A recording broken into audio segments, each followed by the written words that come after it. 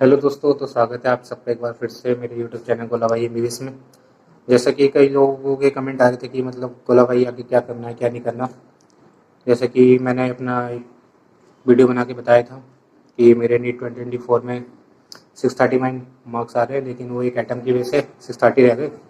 तो यूपी का होने के नाते, मतलब मैं यूपी से हूँ, तो यहाँ 630 पे तो कोई कॉलेज मिलने वाला है नहीं। तो फिर अभी तक वही था कि क्या करना है क्या नहीं करना। तो अभी तक तो मैं कुछ डिसाइड कर नहीं पा रहा था कि क्या क्या करूँगा क्या नहीं करूँगा, क्योंकि माहौल ही ऐसा था कि एक तो था कि पेपर देने के बाद था कि 635 मार्क्स आ रहे हैं। वो चलो 630 तो था ही कन्फर्म, 635 मार्क्स का बाद में वो चैलेंज करा कि 630 मार्क्स आ रहे हैं। तो एक था कि कॉलेज तो मिल जाएगा, कोई ना कोई कॉलेज आराम से मिल जाएगा, क्योंकि लास्ट ईयर 607-8 पे मिल गया था ओबीसी में। तो इस बार था कि ज़्यादा से ज़्यादा 620-25 तक चली जाएगी। अगर इतना ही ईजी था कि माहौल से भी था तो 620 पे एक्सपेक्ट कि हर साल 4 से 5 नंबर बढ़ते हैं। तो एक था कि कॉलेज मिल जाएगा आराम से, एक महीना उसी हिसाब से कर रहा था। मतलब मस्त घूमना सोना खाना पीना यही था, क्योंकि पढ़ाई से दूर दूर करनी। फिर रिजल्ट आया, रिजल्ट वाले दिन रैंक देखी, 43,000 कुछ रैंक थी 635 मार्क्स पे। अब बाकी था कि मतलब मैं क्या करूँ। तो मतलब ये 2 महीने ऐसा था कि मतलब मुझे खुद नहीं पता था कि मैं क्या करूँगा क्या नहीं करूँगा। घर वालों से भी ऐसी था कि बात करना नहीं करना समझ में नहीं आता, मतलब क्या करूँ। वो भी बेचारे क्या बताएं। तो मैंने फिर क्या करा, मैंने कहा यार कब तक ऐसे बैठे रहेंगे, सारे दिन ऐसे ही बैठे रहना, कुछ नहीं खाना पीना, क्योंकि आते नहीं समझ में, नहीं भूख लगती वगैरह कुछ। क्योंकि एकदम फेस ऐसा हो गया था ना कि एक था कि अगर हमारे मतलब सिलेक्शन से रेंज से कम नंबर आते तो हम एक्सेप्ट भी कर लेते कि हाँ ठीक है नहीं हो रहा।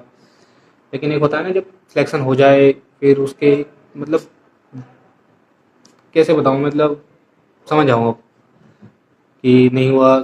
सब कुछ होने के बाद अगर फिर नहीं मिले ना, कि मुंह से निवाला छीलने वाला, ऐसा था जो इस बार स्कैम हुआ कि मतलब हो गया सिलेक्शन, मुंह में निवाला है तुम्हारे, लेकिन एकदम किसी और ने छीन लिया। तो ऐसी वाली कंडीशन थी, तो कुछ डिसाइड हो नहीं पा रहा था। तो फिर मैंने कहा चलो यार करना तो है, उठना तो है यहाँ से। तो मैं वापस जैसे आपको पता है शायद नहीं पता हो, मैंने last year offline coaching join कर रखी थी यहीं लोकल में हमारी मुरादाबाद में। एक स्क्वाडन है तो वहीं लोकल गई थी, तो वहाँ से टीचरों वीचरों से बात करी। तो 2-3 टीचर ने मेरे को सजेस्ट करे कई सारी चीज़ें कि ये कर सकते हो वो कर सकते हो। तो फिलहाल सुन रहा था मैं सबकी कि क्या क्या करना है क्या नहीं करना, सबसे पूछ रहा था ये कर रहा था। तो बताया मैंने, कुछ कंडीशन बताई कि कैसे कैसे है, हालत कैसी है घर की वालत की सबकी मतलब।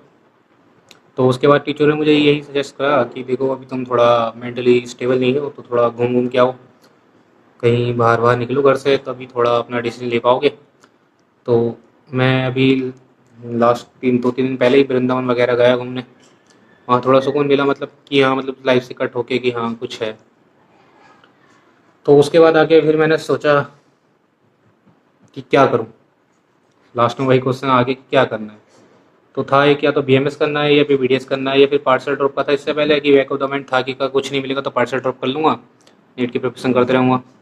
लेकिन पार्सल ड्रॉप वाला भी अभी यूपी में बिल्कुल हटा दिया कि पार्सल ड्रॉप तो कर ही नहीं सकते, क्योंकि अगर एक बार अगर तुमने किसी कोर्स में एडमिशन ले लिया तो काउंसलिंग नहीं करा पाओगे।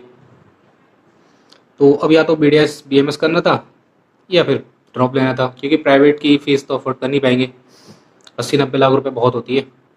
किसी नॉर्मल अगर सस्ते सस्ता भी कॉलेज देखोगे तो 50, मतलब 50 तो नहीं, 60-70 से कम नहीं होगी। और एब्रॉड जाने का था नहीं कि एब्रॉड जाए। तो मैंने एक दो टीचर से बात करी अपने स्क्वाडन के भाई टीचरों से, तो उन्होंने मेरे को यही सजेस्ट करा कि देखो जैसे मेरी इस साल बीएससी हो गई थी कंप्लीट। तो मेरे को यही सजेस्ट करा उन्होंने कि देखो तुम्हारे जैसे कि इतना कोई साल वेस्ट वगैरह तो हुए नहीं है, तुम चाहो तो देखो 8 साढ़े 8 महीने बचे, एक लास्ट अटेम्प्ट दे सकते हो। बाकी बीडीएस बीएमएस तो तुम्हें जब करना ही है तो अगले साल कर लेना, 8 महीने दे लो, मेरे कहने से ही है वो है। तो मेरा भी था कि चलो 8 साढ़े 8 महीने बचे हैं, एक दे देते हैं एक लास्ट चांस खुद को, कि 630 तक आए हैं, इतना पास आके छोड़ना नहीं चाहिए। वरना तो मेरा तो था कि इस फील्ड को छोड़ दो अब। नहीं था कि लास्ट के 2 महीने ऐसे था कि बिल्कुल छोड़ देना है, मुझे जाना ही नहीं इस फील्ड में।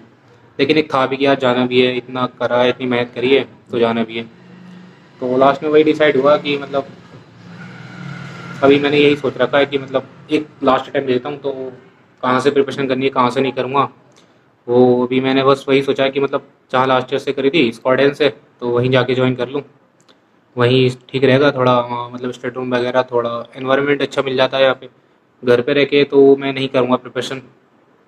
तो वापस से सोच रहा हूँ इस पढ़ाई ज्वाइन कर लूँ, बाकी मैं अपडेट आपको देता रहूँगा। सोच रहा हूँ एक डेली 40 से 50 सेकंड का ऐसी यूट्यूब शॉर्ट्स बना के मैं डेली डालता रह करूँ कि हाँ आज कोचिंग में गया, ये करा वो करा। सोच रहा हूँ इस टाइप से आपको अपडेट देते रहूँ, और इससे मतलब मेरे को खुद को भी लगेगा कि हाँ मैं अकेला नहीं हूँ, बाकी लोग भी कर रहे हैं। तो फिलहाल अभी सोचा है, तो कल सैटरडे है तो हो सकता है कल छुट्टी हो, सैटरडे मंडे की छुट्टी हो, तो या तो मंडे को जाऊँगा या फिर कल देखता हूँ, कल कोशिश करूँगा तो वापस एडमिशन कराने जाने का सोच रहा हूँ। फिर करते हैं अपनी नई जर्नी स्टार्ट, देखते हैं क्या होता है, एक लास्ट चांस और देते हैं खुद को। बाकी मैं अपनी जर्नी कैसी रही मेरी, मतलब लास्ट की कैसे मैंने प्रिपरेशन करी, मैं सोच रहा हूँ जब अगले साल सिलेक्शन हो जाए तभी देखेंगे इसको।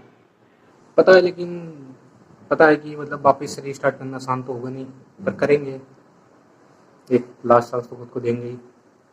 तो जैसे कि मैं बताता हूँ, लास्ट ईयर में 2024 में फिजिक्स में मेरे 140 मार्क्स थे और केमिस्ट्री में 160 थे। फिजिक्स में मेरे मतलब फिजिक्स का नंबर, बायो में मेरे 330 मार्क्स थे।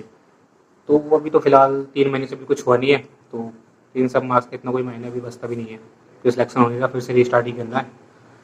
तो मैं अब 1-2 दिन में कोचिंग में एडमिशन कराने के बाद करते हैं अपना, देखूंगा फिर मेरे को कैसे क्या प्लान करना है। तो मैं सोच रहा हूँ कि 1-2 दिन में अपना प्लान वैन वगैरह बनाता हूँ कि कैसे क्या करना है, क्या स्ट्रेटेजी अपनानी है, और उसके बाद हम करते हैं रिस्टार्ट। मैं बताते रहूँगा आगे फिर अपनी अपडेट की कैसे रहा क्या रहा, डेली एक छोटा मोटा शॉर्ट ब्लॉग, मतलब एक छोटा सा यूट्यूब शॉर्ट्स बना के कि कैसे क्या करा मैंने, आज क्या करा क्या नहीं करा, तो मैं आपको इस तरह से अपडेट करते रहूँगा। Thank you, bye.